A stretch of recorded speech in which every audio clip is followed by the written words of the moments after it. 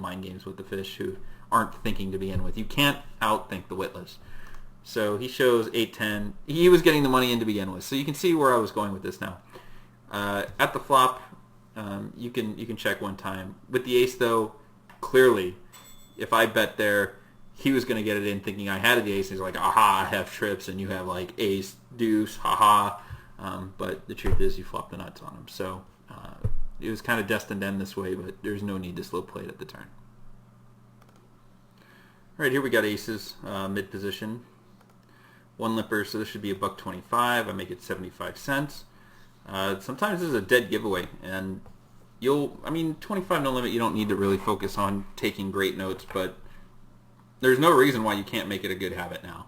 And you'll need to once you hit some of the bigger stakes. 50 no limit, 100 no limit, 200 no limit, above that, absolutely. So if you see someone, they normally raise 4 times the big blind plus 1, but then all of a sudden they raise 75 cents, you got to pay attention and see what that means. Sometimes it means aces. In this case, it was a tell that I was giving away. So get a couple limpers and 7 deuce deuce. That's a great flop, obviously, for aces because no one's coming in on a raise with 7 deuce unless they're just ridiculously stupid. So a check. C-bet here, $2 is in order. 225 is fantastic. One fold. You get the min raise, and so against a 48-6 player like this, who has, I don't think he's got a full stack, he's got 16 behind, so yeah, you're just getting it in. I just shove him in. Oh, and that's what I did. Fantastic. And he calls with 45, so he's got the gut shot, and well, it's not really a gut shot, is it? He's just got the flush draw, and it looks like it holds up. All right, I think this is going to be last of the good hands. I'm going to fast forward to some of the bad hands after this, at least bad in terms of the result.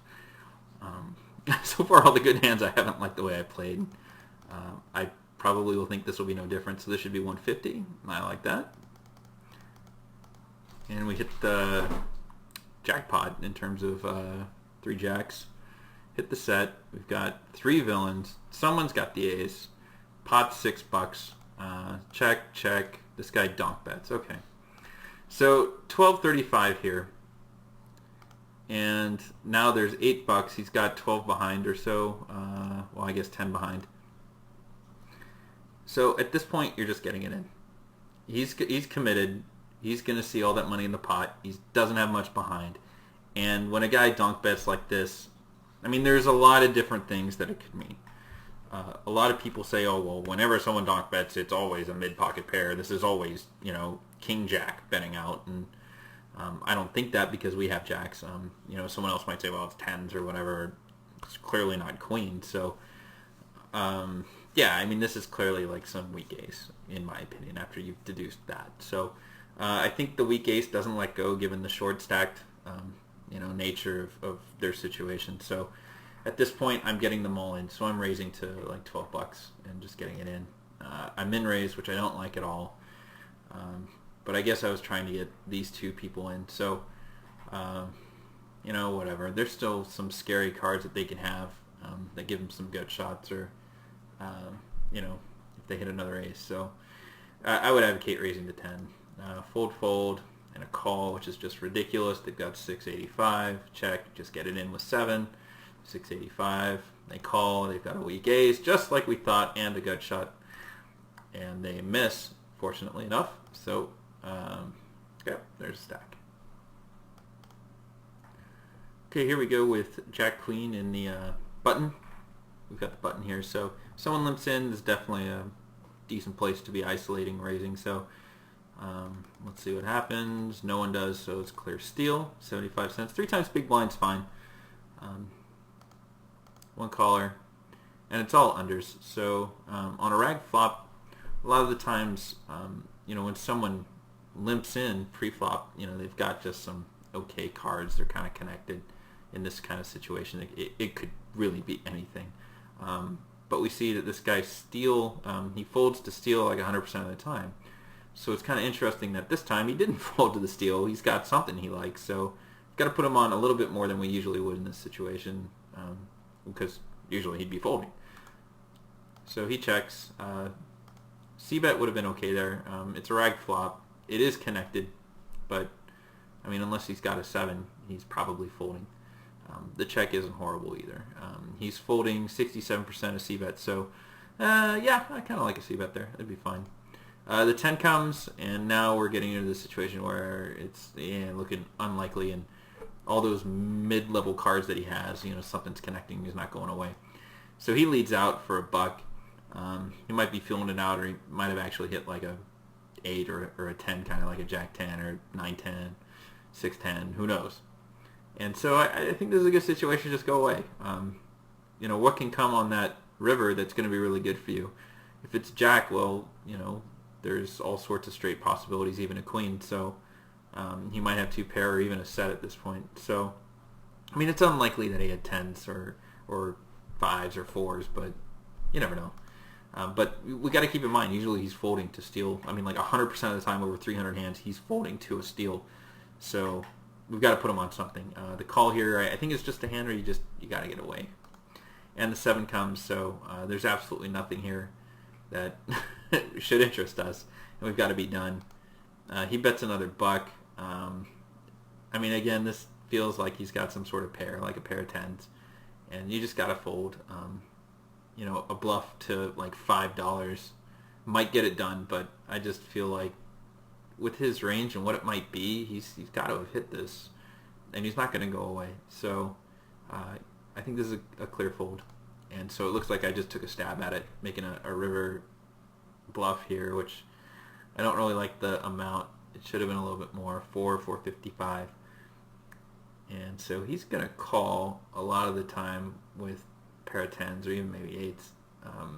And certainly anything better than that, like a set of 4s or something. But we'll see.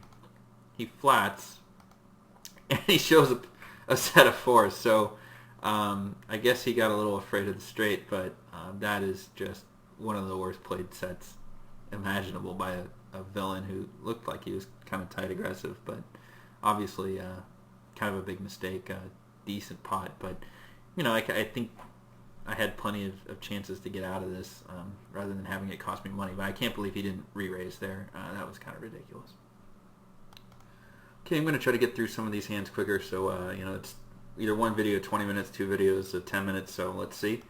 Ace-3 on the cutoff, I like to raise. It's a little steal area against one super tight player, one guy who's kind of loose. The looser guy calls. Oh, hold on. So we get the c-bet, which is fine with top pair, no kicker. And he min-raises us, which we should be definitely afraid of. He either has a better ace or a flush draw. The call is fine, but we really want to see a cheap river. I'd like to check this. He bets in, so at this point I think you should really got to let it go because it really screams better ace to me. I don't like the raise there. Even though his range is super wide, it really feels like he's just trying to get you to get the money in. So he calls. Check, check. That's good on the river, and he does show ace-10, 2 pair. Alright, here we go with 10s. Late position. Should have been 125, but the raise is definitely in order with 10s. And then we get min raised, min 3-bet out of the small blind. This is always a very, very horrible situation. He's a 13-7. 3-bet percentage is 7, which is a little high actually. For 25 no limit, usually it's no higher than 5. So although he might be doing it a little lighter, I mean, whenever it's a small blind doing a min 3-bet, you are really always looking at aces, kings, and maybe queens. So you call here with 10s, hoping to set mine. And the call comes, and it's all unders, and this is the real tricky situation because you think, oh, I'm definitely beating ace-king, but, jacks, kings, queens, and aces are what we're putting them on. So a $1.75, I might call one street and then be done with it.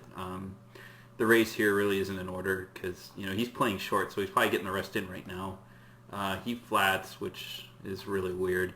The 8 comes, and I guess at this point you just have to get it in because there's 14 in the pot. He's got 7.8 behind, so that's what happens, and he shows queen. So there you go.